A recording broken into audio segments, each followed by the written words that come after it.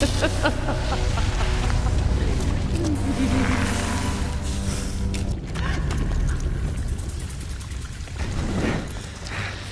I did.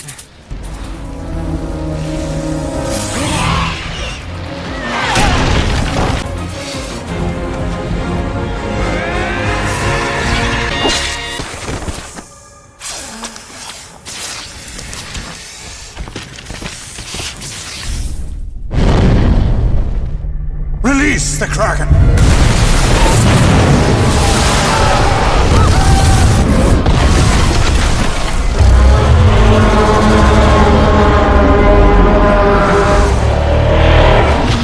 Noong unang panahon, ang mga makapangyarihang nilalang na tinatawag na Titans ang naging mga Panginoon ng Sansinukob, ngunit ang kanilang paghahari ay agad ding tinapos ng sarili nilang mga anak na lumikha ng napakalaking halimaw na kilala bilang Kraken upang talunin ang kanilang mga magulang.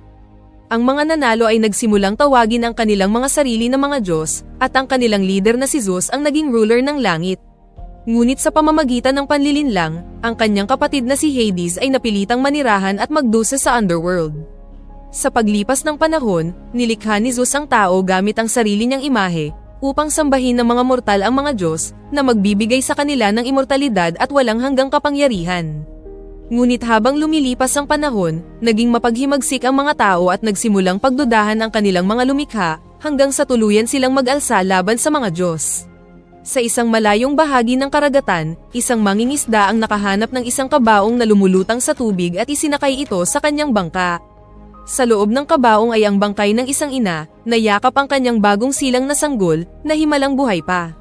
Kinuha ng mangingisda ang sanggol sa kanyang mga bisig, at nangakong poprotektahan at bubuhayin siya. Sa di kalayuan, isang misteryosong babae ang mahigpit na nagmamasid sa kanila.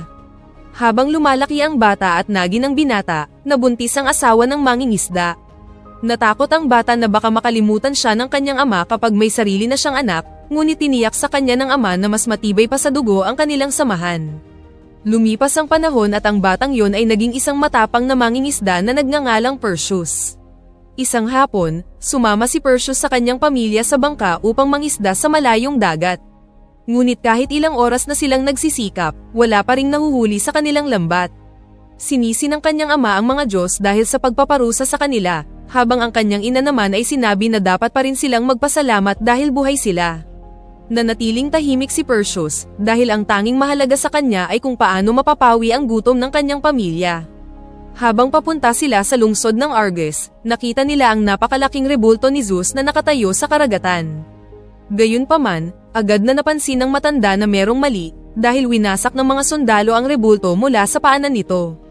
Kalaunan, bumagsak ang higanteng estatwa mula sa bangin at sumalpok sa dagat, na lumikha ng malalaking alon, habang ang mga sundalo ay nagsasaya sa kanilang tagumpay. Ilang sandali pa, dumilim ang kalangitan at maraming lumilipad na nilalang ang sumulpot mula sa karagatan, na mabilis na sumugod sa mga mortal na nangahas na insultuhin ang mga Diyos. Sinubukan ng mga sundalo na lumaban, ngunit wala silang laban sa mga lumilipad na demonyo at isa-isa silang napatay. Hindi nagtagal, nagsimulang magsanib ang mga nilalang hanggang sa tuluyan silang nag-transform sa Diyos na si Hades.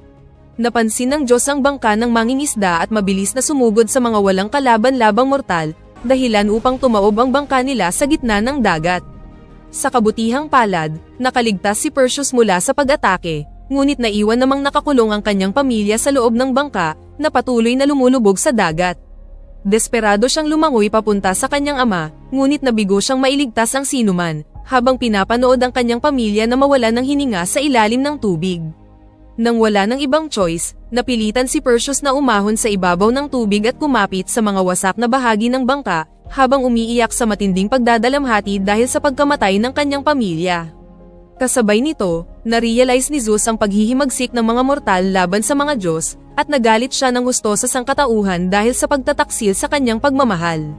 Dumating din si Hades sa Olympus at sinubukang hikayatin ang kanyang kapatid na maghiganti sa mga tao, sa pamamagitan ng pagpapahintulot sa kanya na parusahan ang mga mamamayan ng Argos.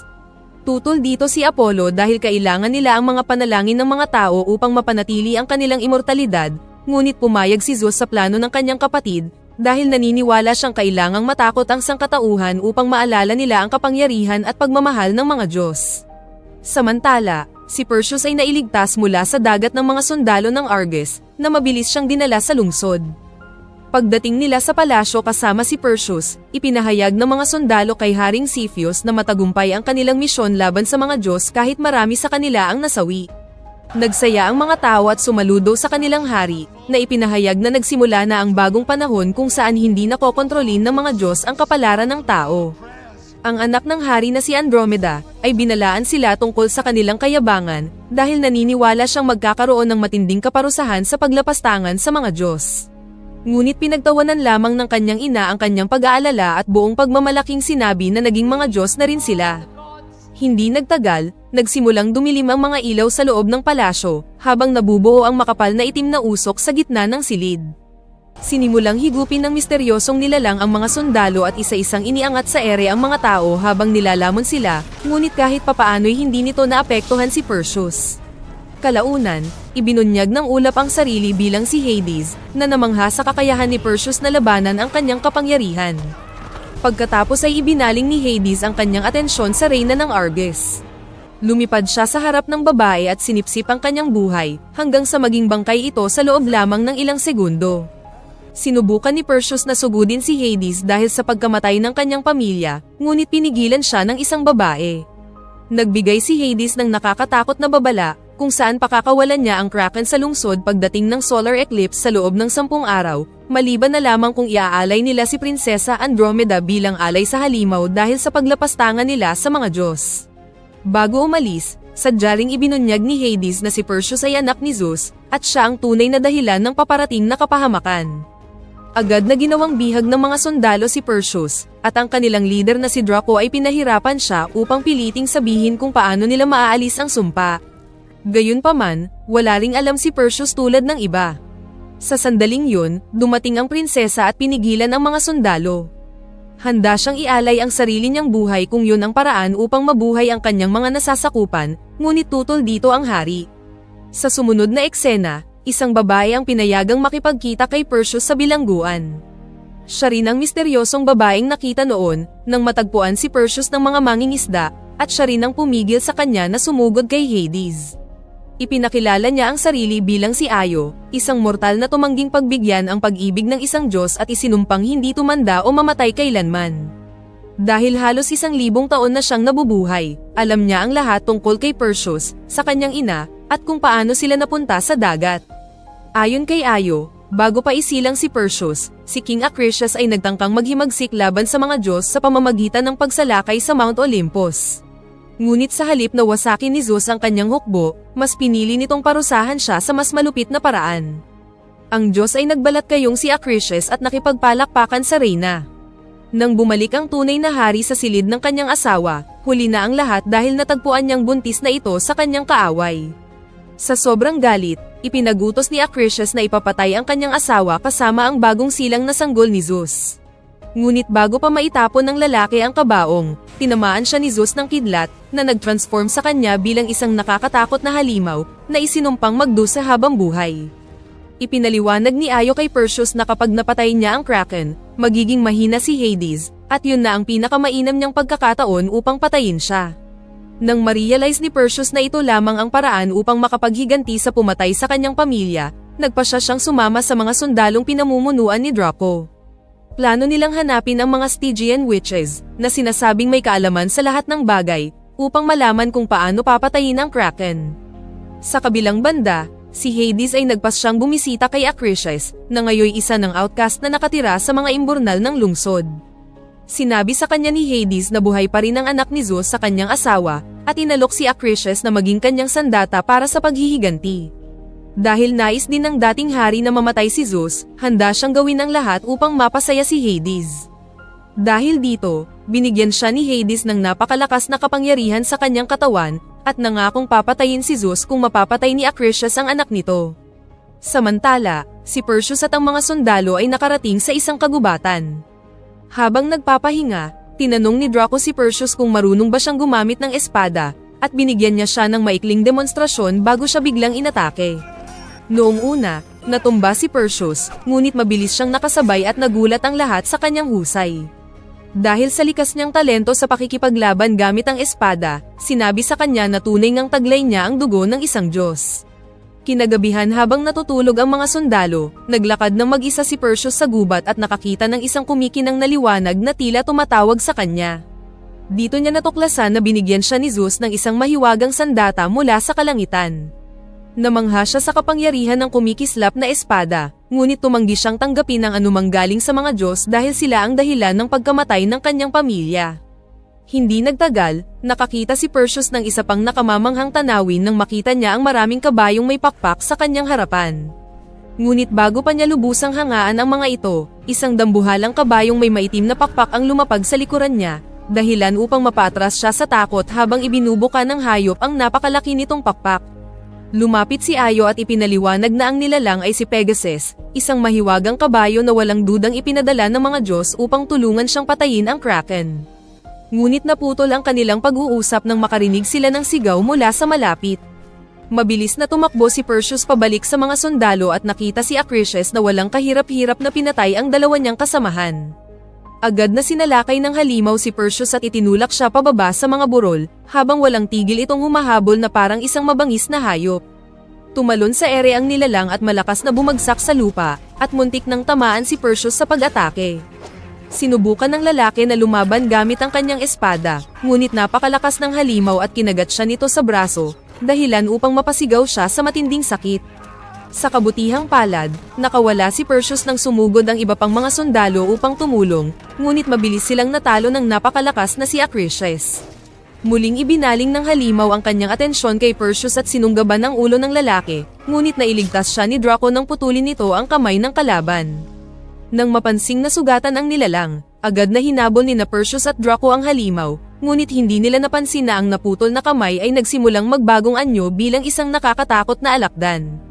Hindi nagtagal, nagawang tambangan ng grupo ang kalaban at napabagsak ito, ngunit napansin nilang may kakaiba nang magsimulang yumanig ang lupa. Ilang sandali pa, lumitaw ang malalaking pangil mula sa ilalim ng buhangin at muling nakatakas si Acrisius. Sunod-sunod na nagsulputan ang mga dambuhalang alakdan mula sa ilalim ng lupa, kaya napilitang lumaban ang mga sundalo para sa kanilang buhay habang inaatake sila ng mga halimaw. Mabilis na nadaig ang mga mandirigma habang tinutusok sila ng mga buntot ng alakdan at itinapon sa himpapawid dahil sa lakas ng mga pag-atake nito. Habang hindi nakatingin ang halimaw, sinamantala ni Draco ang pagkakataon at tumalon sa likod ng dambuhalang alakdan, saka ito sinaksak gamit ang dalawa niyang espada. Ihinagis naman ng isa niyang kasamahan ang sibat kay Draco na nagpahintulot sa mandirigma na gamitin ang armas at itusok sa katawan ng alakdan na tuluyang pumatay sa isa sa mga mabangis na nilalang. Kasabay nito, walang tigil na inatake ni Perseus ang isa pang higanteng alakdan, ngunit tinamaan siya ng mga kuko nito at bumagsak sa lupa. Sinunggaban siya ng halimaw at malakas na inihampas sa isang haligi, habang sinusubukan siyang patayin gamit ang makamandag nitong buntot. Ngunit bago pa tumama ang huling pag-atake, nagawang mamagitan ni Ayo at pinutol ang buntot ng nilalang. Agad namang sumugod ang alakdan kay Ayo at sinubukang patayin siya, dahilan para mapilitan ang babae na pumasok sa isang gusali. Sa kabutihang palad, nailigtas siya ni Perseus sa huling sandali at desperado silang tumakbo palayo habang mahigpit silang hinahabol ng nilalang. Nang ma-realize ni Perseus na wala na silang matatakbuhan, itinulak niya si Ayo palayo at nagpa siyang harapin ang halimaw ng mag-isa. Buong lakas na tumalon ang dambuhalang alakdan papunta sa kanya at tumama sa mga gusali, bago tuluyang bumagsak sa lupa sa ibaba. Nagulat ang lahat ng tila napatay ng halimaw ang demigod, ngunit ilang sandali pa, nagawang makalabas ni Perseus mula sa tiyan ng alakdan. Bago pa makapag-celebrate ang grupo sa kanilang tagumpay, ang iba pang mga sundalo ay tumakbo papunta sa kanila nang lumitaw ang ilan pang higanteng alakdan sa likod ng mga burol na pinaligiran ang grupo. Ngunit bago pa makaatake ang mga halimaw, bigla silang huminto habang maririnig ang mga mahiwagang pag-awit mula sa malayo. Agad na nakilala ni Draco ang mga misteryosong nilalang bilang mga djinn, mga kaaway na nakalaban nila maraming taon na ang nakalipas. Sila ay dating mga tao ngunit naging tila uling na may anyong tao, at pinagbuklod ng maitim na mahika. Gayunpaman, naniniwala si Perseus na kakampi nila ang mga ito dahil sila ang nagpahinto sa mga halimaw. Bukod pa dito, mabilis ding nakontrol ng mga djinn ang mga dambuhalang alakdan, na parabang napaamo nila ang mga ito at ginawang sasakyan. Kahit na nag-alinlangan noong una, nagdesisyon ang mga sundalo na pagkatiwalaan ang mga Jin dahil ito lamang ang paraan upang makarating sila sa kanilang destinasyon bago sumapit ang eclipse. Sa tulong ng mga alakdan, mabilis na nakapaglakbay ang grupo sa malalayong lupain hanggang sa marating nila ang Garden of Stygia, ang tahanan ng mapanganib na mga mangkukulam. Binalaan ni Ayo si Perseus na maging maingat at itanong lamang ang kinakailangang malaman sa mga mangkukulam. Pagsapit ng gabi, umakyat ang grupo sa bundok at maingat na naglakad patungo sa gitna nito. Hindi nagtagal, tatlong nakakatakot na nilalang na walang mga mata ang nagpakita sa harap nila, at alam agad ng mga ito kung ano ang pakay ng mga mandirigma. Humingi ng kapalit ang mga halimaw para sa kanilang kaalaman, at dahil naaamoy nila ang sariwang dugo ng tao, agad nilang sinalakay ang mga sundalo. Sa gitna ng labanan, nagawang maagaw ni Perseus ang nag-iisa nilang mata, at nagbantang itatapon ito kapag hindi sila nagbigay ng solusyon upang mapatay ang Kraken. Nang wala ng ibang pagpipilian, sinabi ng mga mangkukulam sa demigod na si Medusa lamang ang kayang pumatay sa dambuhalang halimaw, dahil ang kanyang pagtitig ay kayang gawing bato ang anumang may laman. Nang makuha ang sagot, itinapon ni Perseus ang mata sa lupa at naghanda ng umalis. Ngunit bago pa makaalis, sinabi ng mga mangkukulam na mamamatay siya sa paglalakbay na ito gaano man siya magsikap. Pagkarinig sa nakakatakot na prophecy na ito, marami sa mga kasamahan nila ang mas piniling iwan ng misyon, at tanging ang mga sundalo at ang pinuno na lang ng Jin ang nanatili, na hinangad na makapaghiganti sa mga Diyos dahil sa pagtapon nila sa kanyang lahi sa disyerto. Habang bumababa sila mula sa bundok, nakasalubong ni Perseus ang isang misteryosong lalaki na lumapit mula sa kanyang likuran, ngunit kalaunan ay natuklasan niyang yun pala mismo si Zeus.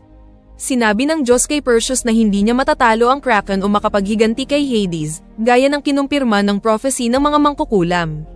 Nais ni Zeus na bigyan ng proteksyon ang kanyang anak upang mamuhay siya sa langit kasama ng ibang mga Diyos, ngunit tumanggi si Perseus at sinabing mas pipiliin niyang mamuhay at mamatay bilang isang tao. Dahil ayaw niyang mag-fail ang kanyang anak, binigyan ni Zeus si Perseus ng isang gintong barya upang makapaglakbay siya ng ligtas patungo sa lungga ni Medusa, dahil kailangan ng malaking kabayaran upang makapasok doon. Matapos maglakbay sa malalayong lupain, dumating ang grupo sa isang napakalalim na hukay sa ilalim ng lupa, kung saan may isang malamultong ilog na nababalutan ng makapal na hamog. Inilabas ni Perseus ang gintong barya na ibinigay ng kanyang ama, at ihinagas ito ng Jin sa tubig habang bumibigkas ng mahiwagang spell upang suhulan ang tagasagwan na dalhin sila sa underworld. Hindi nagtagal, maraming kaluluwa ng mga patay ang lumitaw mula sa tubig habang hinihila ang isang dambuhalang bangka papunta sa grupo, at malugod silang sinalubong ng nakakatakot na demonyong tagasagwan. Naglayag sila sa Haunted River na napapalibutan ng mga tunaw na bato mula sa kailaliman ng mundo, at nakakita ang grupo ng clearing hanggang sa makarating sila sa kanilang destinasyon. Nagpatuloy ang mga sundalo sa mabatong lupain hanggang sa marating nila ang entrance ng lungga ni Medusa, kung saan mga lalaki lamang ang maaaring pumasok. Dahil dito, napilitan si Ayo na manatili sa labas, at binalaan sila na wala pang lalaking nakalabas doon ng buhay. Pagpasok ng grupo sa loob ng lungga, nakita nila ang napakaraming estatwa ng mga lalaking naging bato, lahat ay biktima ng kapangyarihan ni Medusa. Hindi nagtagal, nakarinig sila ng nakakatakot na halakhak ng isang babae mula sa malayo, at na-realize nilang malapit na ang halimaw. Nang walang babala, biglang pinana ang mga sundalo, dahilan upang mahulog ang ilan sa kanila sa lava sa ibaba. Sa kabutihang palad, nagawang makakapit ni Perseus at nailigtas din ang Jin sa proseso. Inutusan ni Draco ang mga mandirigma na habulin agad si Medusa upang mapaligiran siya, habang si Perseus naman ay ihinagas ang Jin pabalik sa ligtas na bahagi at nailigtas din ang sarili. Sinubukan ng dalawang sundalo na iwasan ang nakamamatay na titig ng demonyo habang hinahanap siya, ngunit kalaunan ay naging bato sila at nagkapira-piraso.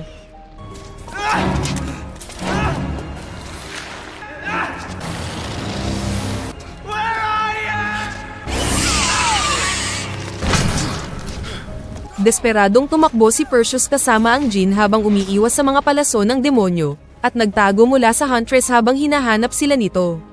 Sinabi ni Perseus sa kanyang kasama na maghintay habang inilalabas niya ang halimaw, saka siya mabilis na lumabas upang habulin siya ni Medusa na sinusubukang patayin siya. Patuloy na umiwas si Perseus sa mga pag-atake ng demonyo habang pinagmamasdan sila ni Draco mula sa malayo, naghihintay ng tamang sandali upang tambangan ang nilalang. Kalaunan, nagawang mailapit ng mandirigma ang halimaw sa Jin, at agad nitong tinaga ang ulo ni Medusa, ngunit nag-miss ang pag-atake at mabilis siyang nahuli ng buntot ng nilalang.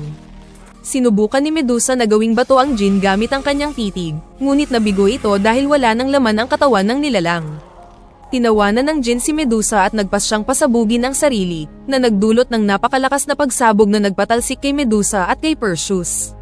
Bago pa makabangon ng halimaw, lumitaw si Draco mula sa itaas at tumalon sa isang malaking bato sa kisame, dahilan upang mabasag ito at bumagsak sa buntot ni Medusa, na nag-trap sa kanya sa lupa. Lumingon ang demonyo sa galit at ginawang bato si Draco, ngunit dahil dito ay nagkaroon si Perseus ng pagkakataong puntiryahin ang ulo ng halimaw gamit ang refleksyon sa kanyang shield. Nang sumugod si Medusa, tumalon din si Perseus papunta sa kanya, at nagawang hiwain ang leeg ng demonyo habang nakapikit upang maiwasan ang kanyang titig. Nagtagumpay si Perseus na mapugutan ang ulo ng nilalang, dahilan upang bumagsak ang ulo ni Medusa sa lupa bilang resulta. Siya lamang ang nakaligtas sa kanilang grupo habang dala ang ulo ni Medusa, ngunit paglabas niya sa kuweba, nadatnan niyang sinaksak ni Acrisius si Ayo sa likod at inihagis ang babae sa pader na parang walang buhay na manika.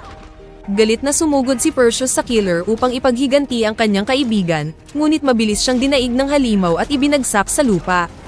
Nang makita ni Perseus ang kanyang naghihingalong kaibigan, nagpasya siyang gamitin na ang armas na ibinigay ni Zeus. Tumalon siya sa ere habang inaatake ang kalaban, at mabilis na nabaligtad ang laban sa pamamagitan ng pagpapaatras sa halimaw. Hindi nagtagal, hindi na kinaya ni Acrisius ang mababangis na pag-atake ni Perseus, hanggang sa tuluyan siyang masaksak sa tiyan. Dahil dito, bumalik siya sa anyong tao, bago nahulog sa kailaliman. Agad na tumakbo si Perseus pabalik kay Ayo at sinubukang iligtas siya bago ito mamatay, ngunit sinabi ng babae na wag na siyang alalahanin at pigilan na lamang ang Kraken upang mailigtas ang mga tao ng Argus bago sumapit ang eclipse. Tiniyak ni Ayo kay Perseus na magiging maayos din ang lahat bago siya tuluyang maglaho habang nagiging abo ang kanyang katawan. Bago pa makapagluksa si Perseus sa kanyang pagkamatay, napansin niyang lumilipad si Pegasus pababa mula sa kalangitan, na tila nag-aalok ng paraan upang makabalik siya agad sa Argus bago tuluyang mawasak ang lungsod. Kasabay nito, sa Olympus, lumapit si Hades kay Zeus upang hingin ang pahintulot na pakawalan na ang Kraken. Umaasa na muling mananalangin sa kanya ang mga tao, pinayagan ni Zeus si Hades na gawin ang nais niya. Release the Kraken! Habang papalapit ang eclipse, nagsimulang bumukas ang ilalim ng dagat at lumitaw ang mga napakalaking galamay mula sa kailaliman, na mabilis na sumugod patungo sa lungsod habang lumilikha ng dambuhalang mga alon sa karagatan. Nang napagtanto ng mga tao na paparating na ang halimaw, itinali nila ang prinsesa sa isang platform bilang alay sa Kraken upang mailigtas ang iba. Lumabas sa dagat ang mga napakalaking galamay at tumama sa lungsod ng napakalakas, na winasak ang lahat ng nasa daan habang desperadong tumatakbo ang mga tao upang iligtas ang kanilang buhay. Kasabay nito, nagsimulang yumanig ang lupa sa palasyo sa Olympus, at ibinunyag ni Hades kay Zeus na nilinlang niya ang lahat ng Diyos upang lalo siyang lumakas. Dahil ang Kraken ay nilikha mula mismo sa katawan ni Hades, bawat pagkawasak na dulot ng halimaw ay nagpapalakas sa kanya at nagpapahina naman sa ibang mga Diyos. Sa kabilang banda, mabilis na lumipad si Perseus papalapit sa Kraken upang patayin ang halimaw, ngunit napansin ni Hades ang presensya ng demigod at agad siyang inatake sa pamamagitan ng pag-transform sa anyo ng maraming demonyo. Nagawang agawin ng mga nilalang ang ulo ni Medusa, habang desperado silang hinahabol ni Perseus. Kalaunan, nakarating sila sa lungsod kung saan patuloy na pinapatay ng mga dambuhalang galamay ang mga inosenteng mamamayan. Nagawang maitaboy ni Perseus ang mga demonyong humahabol sa kanya sa pamamagitan ng pagpapabagsak sa mga ito, habang pilit niyang binabawi ang ulo ni Medusa. Hindi nagtagal, tuluyan nang nakalabas ang Kraken mula sa karagatan at ipinakita ang napakalaki nitong katawan habang mabangis na umuungol sa mga tao, dahilan upang mawalan ng pag-asa ang prinsesa nang makita ang nakakatakot na nilalang. Patuloy na hinabol ni Perseus ang lumilipad na demonyo at nagawa itong paakyatin sa ere, habang muntik ng tamaan ng pag-atake ng Kraken sa proseso.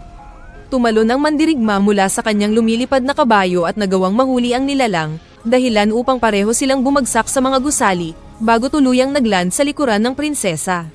Sa sandaling yun, papalapit na ang Kraken sa prinsesa at balak siyang lamunin sa isang kagat. Sa kabutihang palad, nagawang makuha ni Perseus ang ulo ni Medusa at mabilis na tumakbo papunta sa halimaw.